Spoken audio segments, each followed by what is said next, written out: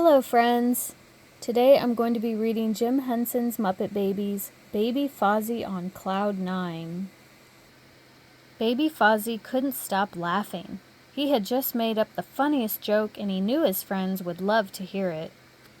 But no one in the nursery had time to listen. "I must practice my dancing if I'm going to be the greatest ballerina in the world," said Piggy. "Not now," called Gonzo. "I'm, perfecting my death-defying feats of juggling skill." "No time! Mud pies!" shouted Animal, splattering sticky goo. "Later," sang Ralph from the piano. "My new song just can't wait." "I'm fixing a computer," muttered Scooter. Phew, training for a race," panted Skeeter. "I know, Kermit will listen," said Fozzie. "He is my very best friend." "Sorry, Fozzie," gulped Kermit. "I promised to learn my ABCs by nap time, and I'm only up to B." "No one will listen. Nobody cares," grumbled Fozzie. "I might as well go fly a kite." "Good idea, Foz," said Scooter, tapping a loose computer tube. "Have a good time." Fozzie sighed and got out his favorite kite, a big red one with a funny face. Watching it fly outside the window was peaceful and fun. It made him think of far-off places, where things would be different, where he would be special and everyone would pay attention. Just then, whoosh! A big gust of wind caught the kite and snick! Pulled Fozzie right through the nursery window. Up, up, and away went the kite. And up went Fozzie too.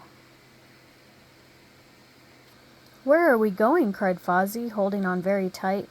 "To the Cloud Islands," answered the kite, "where everyone always pays attention. We'll find the perfect spot for you." So off they went on the grand tour of the clouds.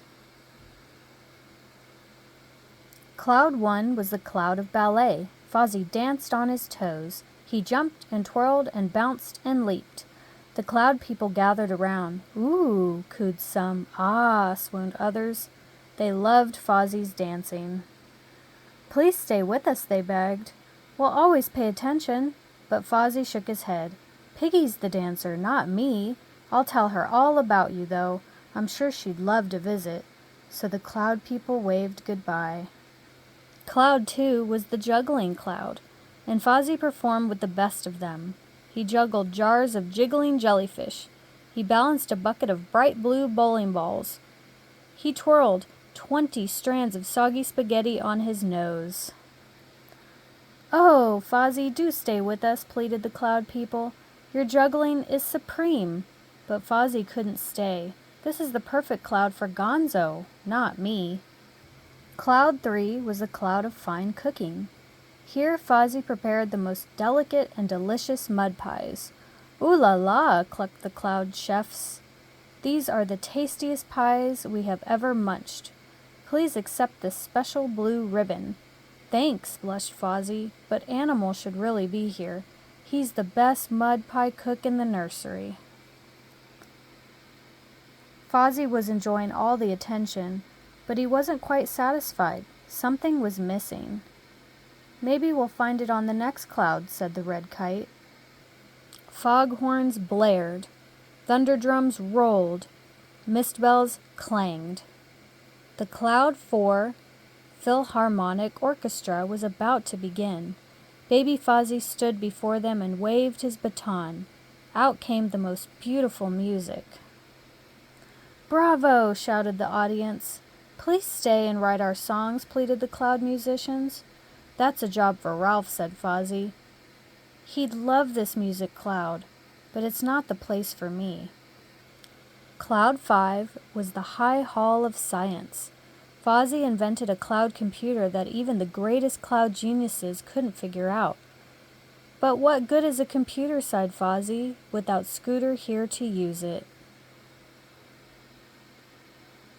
"On your cloud, get set, go!" shouted the referee. The Cloud 6 marathon was underway. Cloud racers huffed and puffed toward the finish line, but "It's Baby Fozzie!" cheered the crowd, "the winner by a mile." Fozzie loved his silver trophy, but he couldn't help thinking how much Skeeter would have enjoyed the race. This would be her favorite cloud, he thought. Cloud 7 was Cloud College. Fozzie amazed his professors by reciting the alphabet backwards. After graduating summa cum laude, he was awarded the Phi Beta Bear keychain. "I owe it all to my smart friend Kermit," said Fozzie. "I wish he were here, and Piggy, and Scooter and Skeeter, and Gonzo, and Ralph and Animal. I found a perfect cloud for each of them, but where is the cloud for me?" "What is your very favorite thing to do?" asked the red kite. "We'll go to the cloud where they do that." Baby Fozzie's face lit up. "Appearing tonight at the Cloud 8 Comedy Club, here's Fozzie," shouted the announcer. The cloud crowd roared as Fozzie began his act. Why did the rainbow cross the cloud? To shine on the other side. Get it? Ho, ho, ho, screamed the audience. They chuckled and chortled and snickered with glee. They laughed at every joke. Fozzie beamed. "Did you hear that, Mr. Kite? I'm a real comedian here." "Then this must be your perfect cloud." Fozzie thought for a moment. "I do love it here," he sighed, "but there's still something missing, something important. I don't know what it is." "There's only one cloud left," announced the kite. "Cloud 9. They say it's the greatest cloud of all. It's where you'll find everything just as it should be." "Cloud 9? How do I get there?" asked Fozzie. "Close your eyes and think really hard of a perfect place."